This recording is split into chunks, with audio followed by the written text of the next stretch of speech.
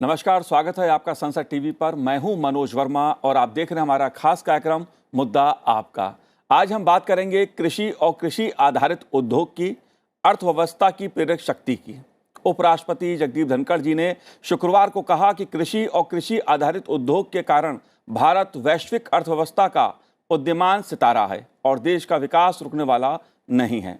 भारतीय कृषि अनुसंधान संस्थान के 61वें दीक्षांत समारोह को संबोधित करते हुए उपराष्ट्रपति जगदीप धनखड़ जी ने कहा कि सितंबर 2022 में भारत दुनिया की 5वीं सबसे बड़ी अर्थव्यवस्था बना। ये आसानी से नहीं हुआ। उन्होंने कहा कि कृषि भारतीय अर्थव्यवस्था का मेरुदंड है। इस दशक के अंत तक भारत विश्व की तीसरी सबसे बड़ी अर्थव्यवस्था बनेगा क्योंकि हमारी एक बड़ी आबादी कृषि पर निर्भर है। उपराष्ट्रपति जगदीप धनखड़ जी ने अपने संबोधन में सरकार की खेती किसानों से संबंधित योजनाओं का जिक्र किया।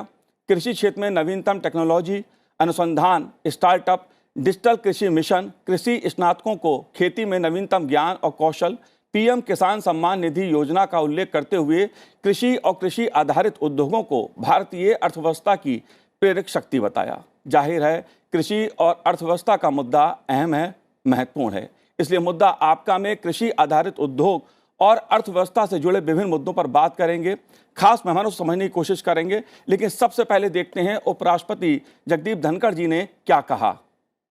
एग्रीकल्चर हमारी अर्थव्यवस्था की रीढ़ की हड्डी है, यह निर्विवाद है। Agriculture and agro based industries are the driving force of our economy और इन्हीं की बदौलत primarily India is a rising star in the global economy. और इस मुद्दे पर चर्चा करने के लिए खास मेहमान मेरे साथ इस समय स्टूडियो में मौजूद हैं।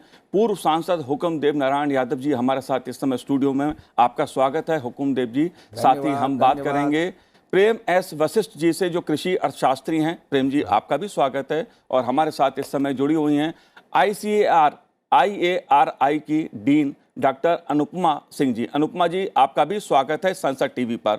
लेकिन सबसे पहले सवाल मेरा हुकुमदेव जी आपसे है, क्योंकि मुद्दा बहुत बड़ा है। उपराष्ट्रपति जगदीप धनखड़ जी ने जो कहा है कि कृषि और कृषि आधारित उद्योग अर्थव्यवस्था की प्रेरक शक्ति हैं, कैसे हैं और आप इस मुद्दे पर कैसे देखते हैं, कैसे भविष्य को आप देख रहे हैं? मनोज जी, आपको धन्यवाद। संसद टीवी के सभी लोगों को धन्यवाद। जैसे मुद्दे पर आप चर्चा कर रहे हैं, मैं अपनी बात कहने से पहले हिंदुस्तान के 7 लाख गांवों में रहने वाले गांव गरीब किसान मजदूर, पसीना बहाने वाले, परिश्रम करने वाले जो हैं, जो अपने परिश्रम और पसीना से इस राष्ट्र के निर्माण में लगे हुए हैं, उन किसानों और खेती पर से जुड़े हुए लोगों को कोटि कोटि नमस्कार और वंदन करता हूं कि वे राष्ट्र के देव हैं जी। जब तक इन राष्ट्र देवों की पूजा नहीं की जाएगी, तब तक राष्ट्र की एकता, अखंडता, संप्रभुता, संपन्नता सभी अधूरी रहेगी। नंबर 1। नंबर 2, माननीय उपराष्ट्रपति जी ने जो कहा है, आज़ादी के समय में JC कुमारप्पा सबसे ज़्यादा कृषि ग्रामीण अर्थशास्त्र के माने जाते थे। अंतिम में चौधरी चरण सिंह हुए, जिन्होंने अंतिम किताब लिखी economic nightmare of India, its causes and cure, Bharat की भयावह अर्थनीति, इसका कारण और निवारण। बस उसके बाद ग्रामीण दृष्टि से कृषि अर्थव्यवस्था पर कोई विचारक और लिखने वाले राजनीति के क्षेत्र में कम दिखाई पड़े। ऊपरी सतही लोग आए गंभीरता से। तीसरी बात मैं कहूँगा कि माननीय नरेंद्र मोदी जी को कोटि कोटि धन्यवाद देता हूँ और किसान उनके आभारी रहेंगे।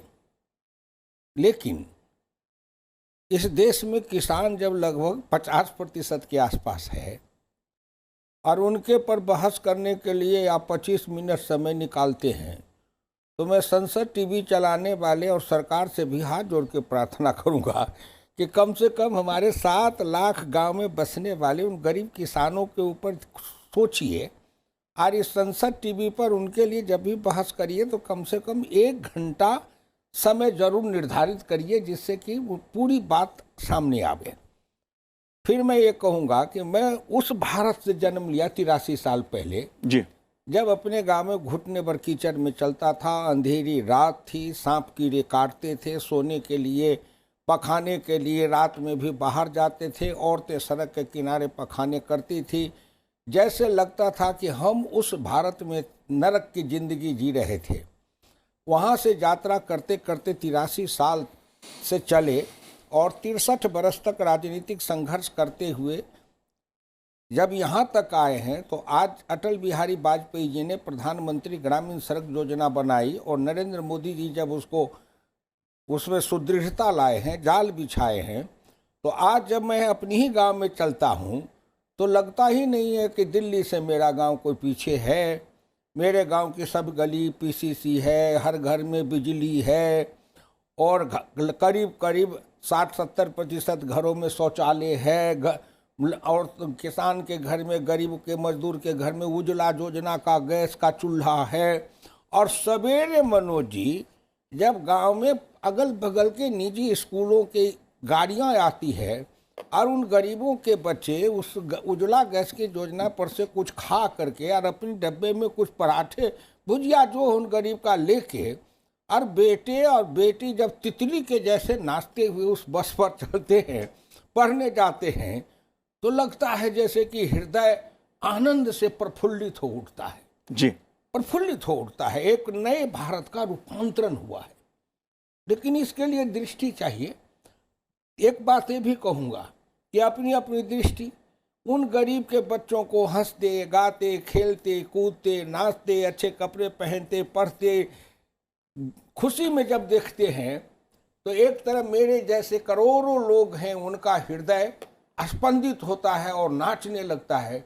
दूसरे तरफ इसी देश में कुछ थोड़े लोग होंगे सामंतवादी और बड़े लोग जिनके कलेजे पर सांप लौटता होगा, हृदय जलता होगा कि ये सब दिन मेरे पैर के नीचे, जूता चप्पल के नीचे रहने वाले ये गरीब मजदूर, निर्धन निर्बल, गुलामी की जिंदगी जीने वाला, और आज कहाँ मेरे बच्चे के बराबरी में चल रहा है। जी। तो ऐसे लोग भी हैं जिनके हृदय में जलन होती होगी।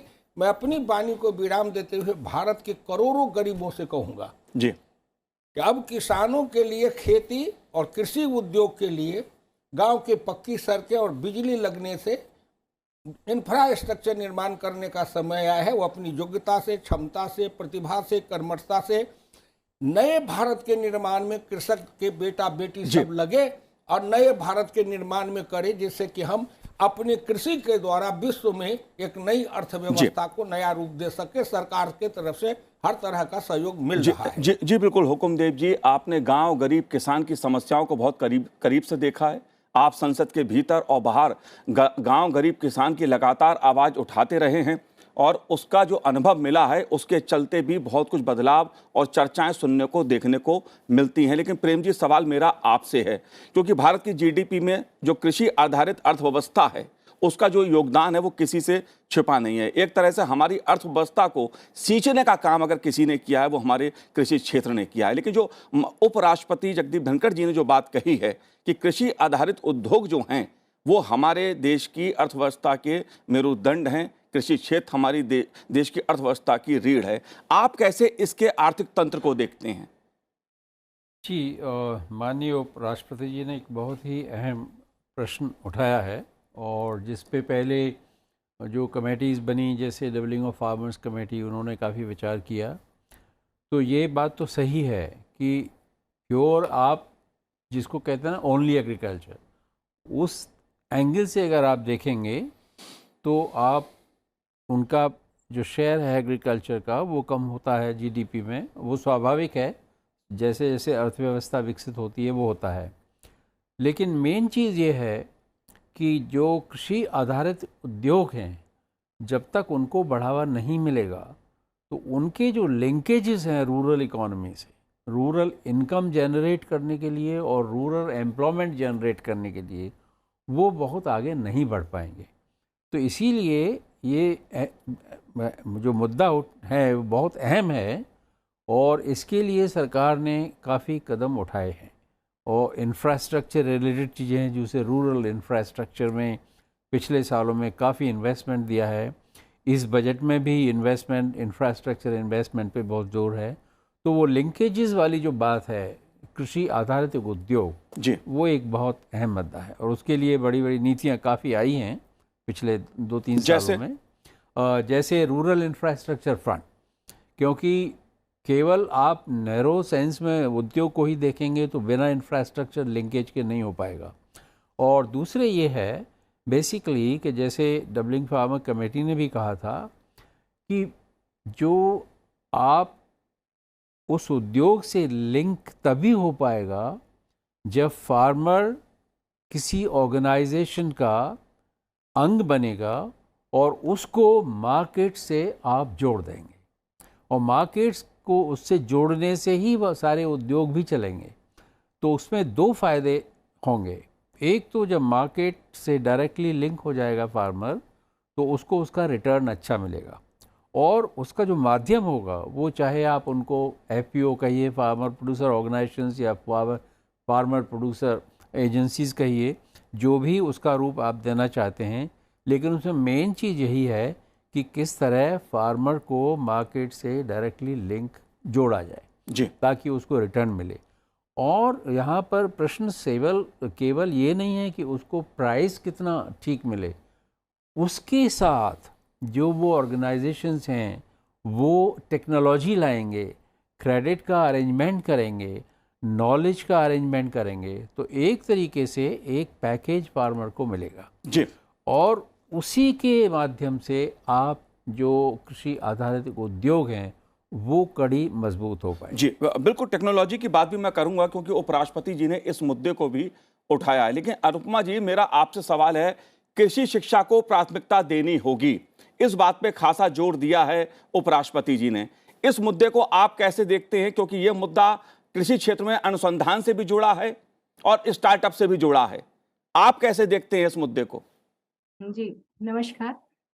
ये एक बहुत अहम आज हमारे माननीय उपराष्ट्रपति जी ने बात करी कि हम कृषि का अगर वास्तव में हम डेवलपमेंट चाहते हैं और अगर आप इसे अर्थव्यवस्था से जोड़ना चाहते हैं, तो उसमें एजुकेशन की एक महत्वपूर्ण भूमिका है।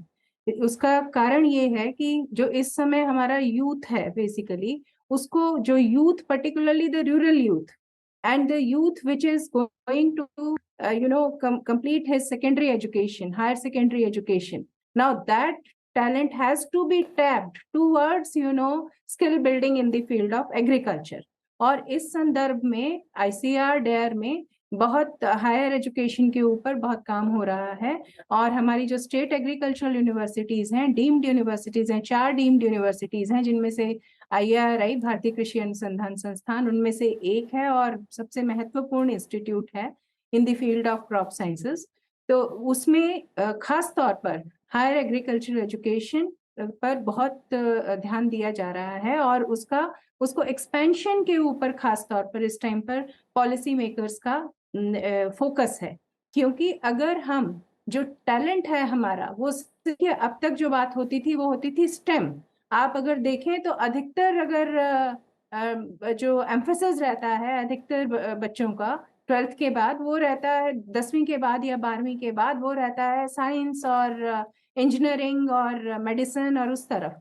हमारा अब जो अब जिस तरीके से एग्रीकल्चर के ऊपर जिस तरह से ज्यादा फोकस कर रहे हैं हम, क्योंकि एग्रीकल्चर का मेजर एक कंट्रीब्यूशन होगा इकोनॉमी ऑफ द कंट्री में, तो उसके लिए अब वो स्टेम से स्टीम की तरफ ले जाने का टाइम है कि जिसमें कि एग्रीकल्चर उस स्टेम के अंदर एक महत्वपूर्ण भूमिका निभाए। और ये तब होगा अगर हम अपने जो हमारा यूथ है उसको we take them towards we take their interest towards agriculture, and that is possible only if we present before them that agriculture is not simply getting into the field and doing all back-breaking operations. No, that is agriculture today is posed to become an industry by itself. And how that is possible? By getting the education into the field of agriculture. And agriculture, education in agriculture is not simply talking about only how to grow the crops. It is related to all the domains of the science applied towards agriculture to make it remunerative agriculture. कल हमारे यहाँ मैं आपसे ये साझा करना चाहूंगी कल, क्योंकि अभी ये कॉन्वोकेशन पे आज माननीय उपराष्ट्रपति जी ने अपना भाषण दिया और उसमें वो चीफ गेस्ट थे। तो ये भारतीय कृषि अनुसंधान संस्थान का जो कॉन्वोकेशन है वो बहुत एक डिस्टिंक्ट इवेंट होता है जो कॉन्वोकेशन वीक के रूप में मनाया जाता है।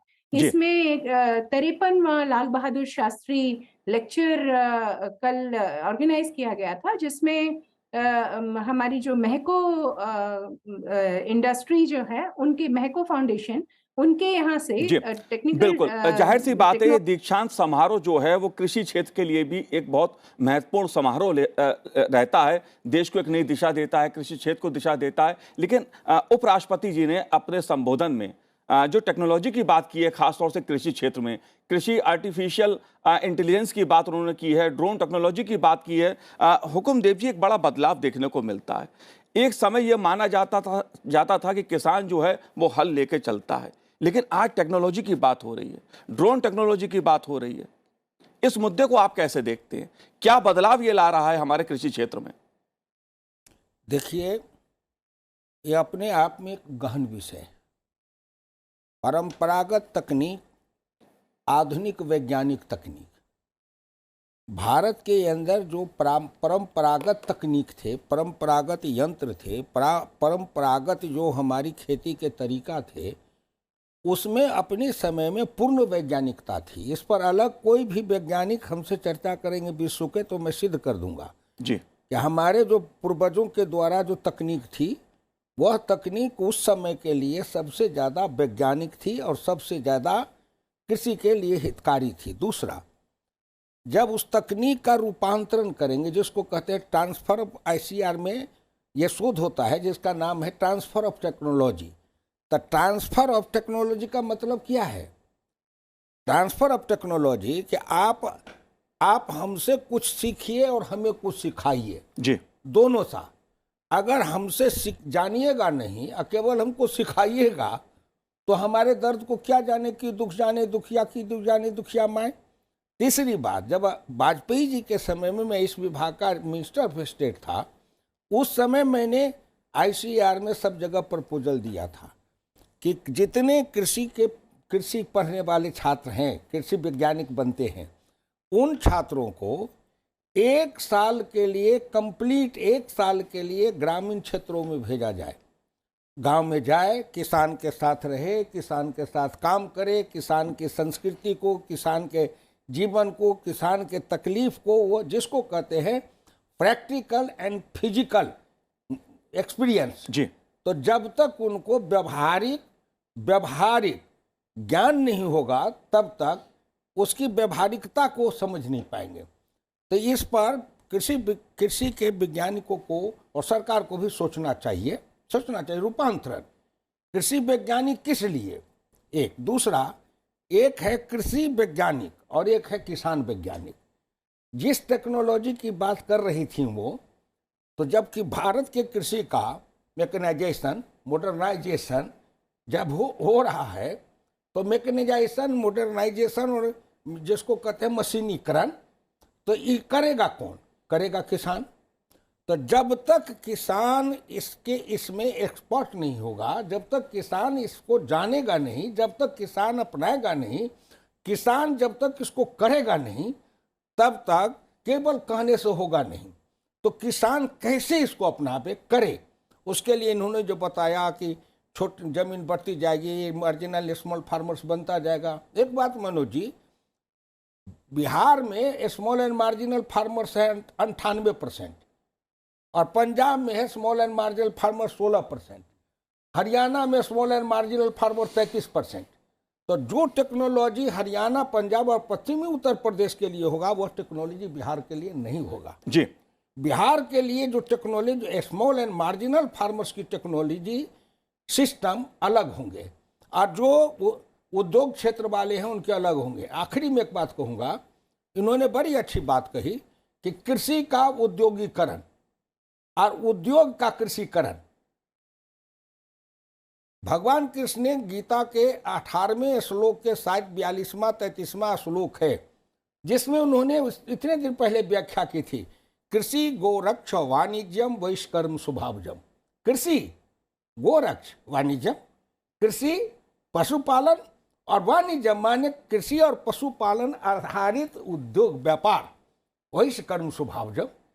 ये हमसे कितने दिन पहले भगवान कृष्ण ने गीता में एक विज्ञान दिया था सूत्र, हम उसको भूल गए।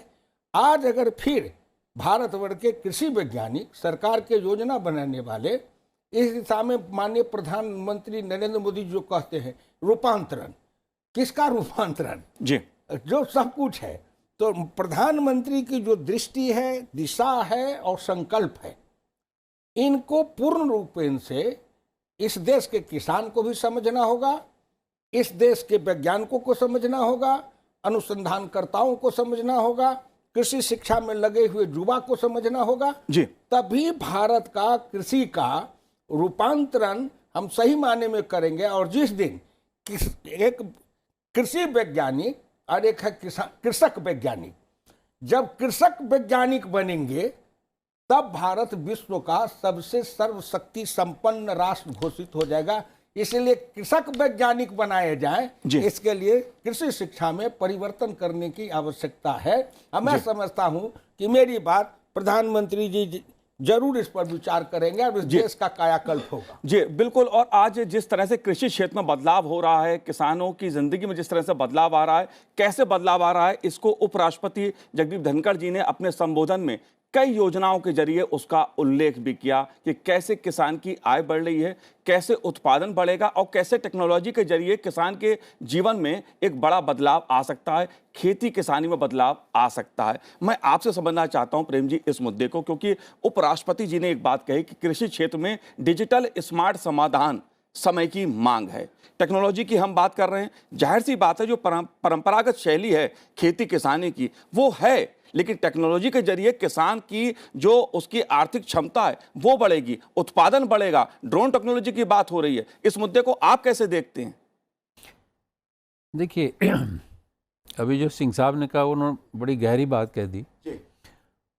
ये टू वे कम्युनिकेशन चाहिए।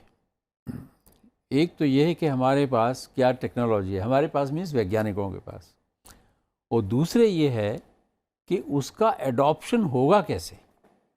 किसान को अडॉप्ट करना है ना, फाइनली तो किसान को ही उसको अडॉप्ट करना है। और उसी से जुड़ा हुआ मुद्दा ये है कि उसको अडॉप्ट करने के लिए किसान की क्षमता या कैपेबिलिटी आप कैसे बढ़ाएंगे। तो ये इन्होंने ये गहरी बात ये कही कि अनुसंधान, कृषि अनुसंधान एक जगह पर है, उसको लैब से फार्म तक ले जाने, दैट मीन्स एक्सटेंशन सर्विस एक मुद्दा है, किसान उसको अडॉप्ट करे ये तीसरा मुद्दा है। अडॉप्ट करने के लिए किसान के अंदर इतनी समझ की क्षमता हो वो एक भारी मुद्दा है, और किसान के जो एक्सपीरियंसेस हैं, अनुभव हैं, उनको उसमें समावेश किया जाए। ये टू वे कम्युनिकेशन से ही चलेगा।